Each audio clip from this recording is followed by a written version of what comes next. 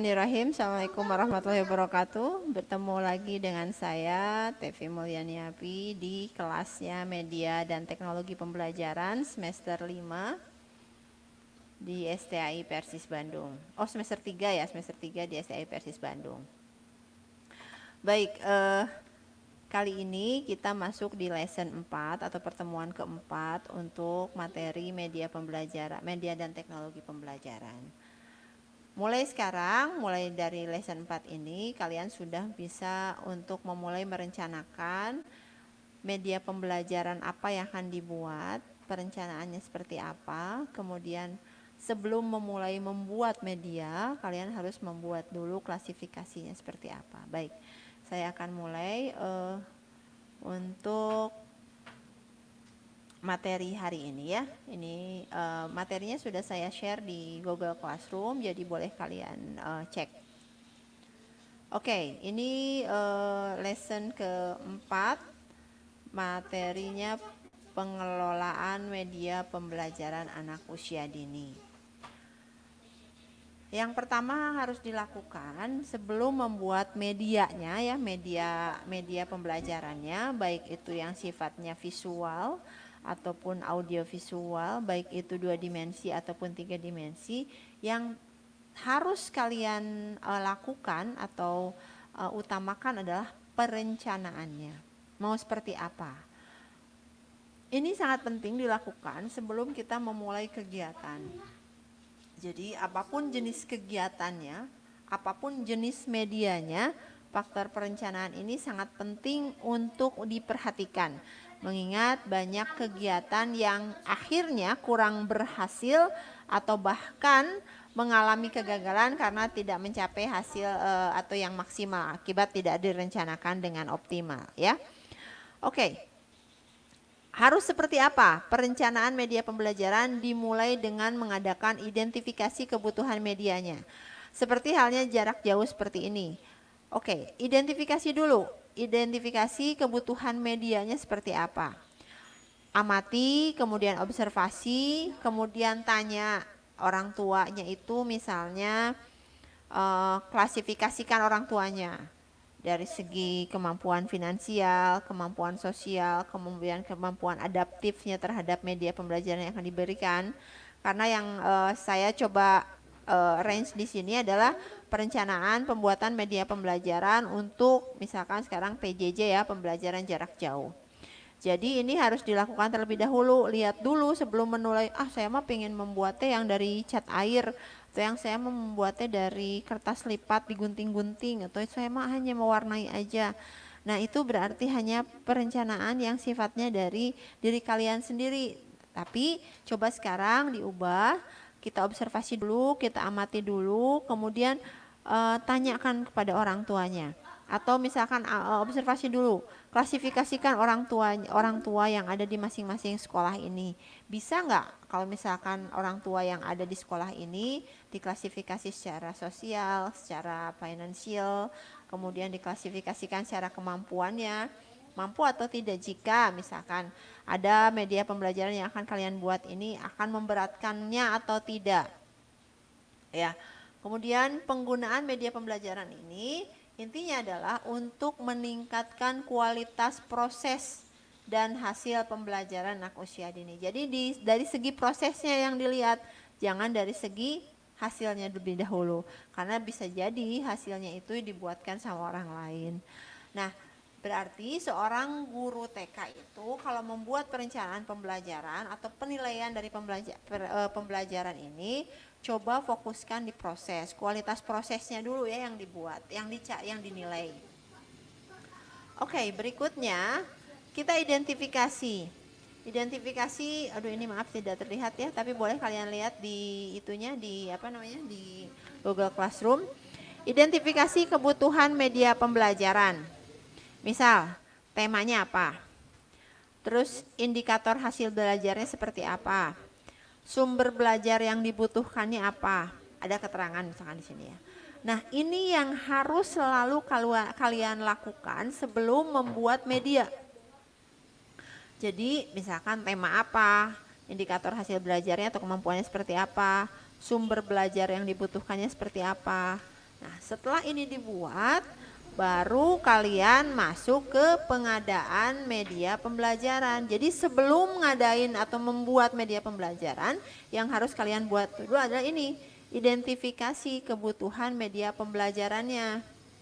Ya, jadi sesuaikan dengan temanya, sesuaikan dengan indikator hasil belajarnya, sesuaikan dengan sumber belajar yang dibutuhkannya seperti apa. Nah, apalagi kalau sekarang, kalau misalkan dalam pembelajaran jarak jauh ini, sumber belajar yang dibutuhkannya seperti apa? Apakah orang tua mampu atau tidak? Apakah orang tuanya kira-kira orang tuanya bisa atau tidak mentransfernya kepada anak? Kan ada misalnya gini ya. Tugas membuat video di YouTube. Ada orang tua yang misalkan, aduh ya masa sekolah teh ke jarak jauh, kudu mayar, ditahnya di YouTube, dengarti ngasupkeun jiga kumaha gitu. Seperti ini harus coba kalian antisipasi. Makanya dicek dulu, diklasifikasikan dulu orang tuanya mampu atau tidak. Jadi sebelum memulai ke media pembelajaran apa saja yang harus disiapkan, mediumnya seperti apa, coba klasifikasikan dulu kebutuhannya seperti apa ya. Baru setelah itu diadakanlah pengadaan media pembelajaran. Ini merupakan kelanjutan dari langkah perencanaan. Ini merupakan langkah guru atau pihak sekolah mewujudkan perencanaan media pembelajaran yang telah dibuat. Oke. Nah, berikutnya bisa dibeli ya, sumber pelajaran itu bisa hadiah, bisa kerjasama, bisa membuat. Misalnya kalau anak-anaknya kan biasanya kalau anak PAUD itu lingkup rumahnya itu nggak terlalu jauh ya, meskipun sekarang tidak sekolah, tapi mungkin di rumah juga saling berdekatan atau bertetangga. Nah, ini juga bisa pengadaan sumber belajarnya, bisa bekerja sama dengan orang tua yang ada di sekelilingnya. Misalkan ada kelompok belajar yang anak-anaknya kalau di rumah bisa belajar atau bermain dengan dekat tanpa khawatir, sambil memperhatikan mungkin ya protokol kesehatan yang ada juga tanpa khawatir. Nah, ini ya pengadaan sumber belajar ini kita mulai bisa tempuh, oke? Dari mulai bisa pembeli, kalau di sekolah kan misalkan ada pengadaan, bagian pengadaan, kemudian hadiahnya, sumbernya dari mana, kemudian apakah bisa diadakan itu dengan kerjasama dengan orang lain atau tidak, atau bisa juga membuat seperti adanya recycle seperti itu ya. Oke. Berikutnya, setelah itu jadi, coba ada ruang penyimpanan dan pemeliharaan media pembelajaran. Jadi setelah dibuat, kalau dibuatnya di sekolah ya, kalau misalkan sumber-sumber pembuatan media pembelajarannya itu ada di sekolah dan dibuat di sekolah, coba dengan pihak pimpinan itu coba didiskusikan untuk menyimpan media pembelajaran itu supaya tidak bercecer. Karena kan kalau PAUD itu biasanya membuatnya itu lebih rinci ya, perintilannya lebih banyak. Nah, makanya kerjasama dengan pihak pimpinan di sekolahnya untuk coba ini media pembelajaran yang sudah ada disimpan dengan baik. Gitu ya. Oke, berikutnya penggunaan media pembelajaran. Nah, boleh beberapa banyak hal yang bisa dilakukan. Jadi bukan hanya membuat ya, tapi hal yang sudah jadi secara printing juga bisa. Ada yang disebut dengan media cetak, atau ini misalkan dari mulai buku, isi buku, ataupun misalkan hal-hal yang sifatnya di print, dicetak gitu. Kemudian ada yang benda sebenarnya, seperti misalnya alat-alat masak, itu bisa kan benda sebenarnya dibawa. Apalagi kalau misalkan di sekolahnya ada udah klasifikasinya itu udah sentra ya. Kalau sentra itu biasanya kelas science atau kelas biasanya ada alat-alat masak yang real dibawa ke sekolah. Ya alat-alat yang real. Atau misalnya kalau misalkan lagi nggak pandemik seperti ini, untuk mengenal binatang yang dibawa ke kebun binatang. Untuk mengenal pesawat dibawa ke tempat pesawat. Untuk mengenal kereta api dibawa naik kereta api. Nah sebenarnya ini yang disebut dengan media pembelajaran. Jadi tidak hanya yang dibuat tapi juga yang wujudnya sebenarnya juga itu menjadi media pembelajaran buat anak-anak. Kemudian dari barang bekas, nah ini mah kreativitasnya Bu Guru ya, menjadikan barang bekas sebagai media pembelajaran yang dapat membantu proses pembelajaran. Contohnya botol minuman kaleng atau dari botol plastik atau dari koran bekas. Nah, semacam ini ya. Oke. Berikutnya juga guru dapat menggunakan model tiruan, misalnya boneka tangan, mobil-mobilan, becak-becaan ya. Yang misalkan model ini efektif digunakan untuk memberikan pengetahuan yang real kepada anak. Misalnya informasinya pokoknya kalau mobil itu bannya ada 4, misalnya kalau motor itu rodanya ada 2. Terus kalau misalkan menirukan suara embe, suara bebek, itu kan misalkan dari boneka tangan juga bisa ya. Jadi ini sebutnya dengan model. Kemudian, nah ini hal semacam ini. Jadi Bu Guru nanti kalian sebagai guru atau calon guru bisa menggunakan media pembelajaran itu dari beragam hal, dari media cetak, dari benda sebenarnya, dari barang bekas, dari model ya, model yang ada. Oke. Sebelum ke membuat media pembelajaran, tugas yang harus kalian lakukan adalah buatlah perencanaan pembuatan media pembelajaran, sesuaikan dengan identifikasi kebutuhan media pembelajaran. Seperti ini. Jadi kalian hanya membuat kolom seperti ini, oke? Jangan dulu ke medianya, tapi medianya nanti akan kalian buat gitu. Paham ya?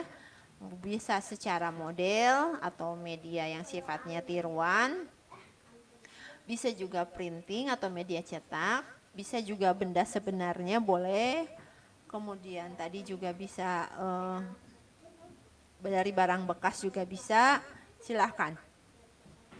Yang ditugaskan kepada kalian adalah membuat identifikasi kebutuhan media pembelajaran seperti ini. Kalian ambil satu tema, kemudian kalian tuliskan kemampuan dan indikator hasil belajarnya, kemudian sumber belajar apa yang dibutuhkan atau media apa yang dibutuhkan yang ada.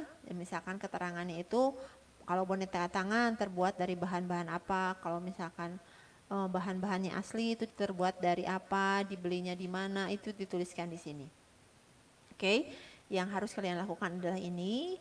Kemudian nanti kalian coba setelah ini selesai, kalian persiapkan media yang kalian buat di sini untuk ditayangkan atau ditampilkan ya. Jadi kalian hanya bertugas untuk saat ini, tugas pertamanya adalah mengidentifikasi kebutuhan media pembelajaran ini. Setelah ini selesai, silahkan masukkan di Google Classroom.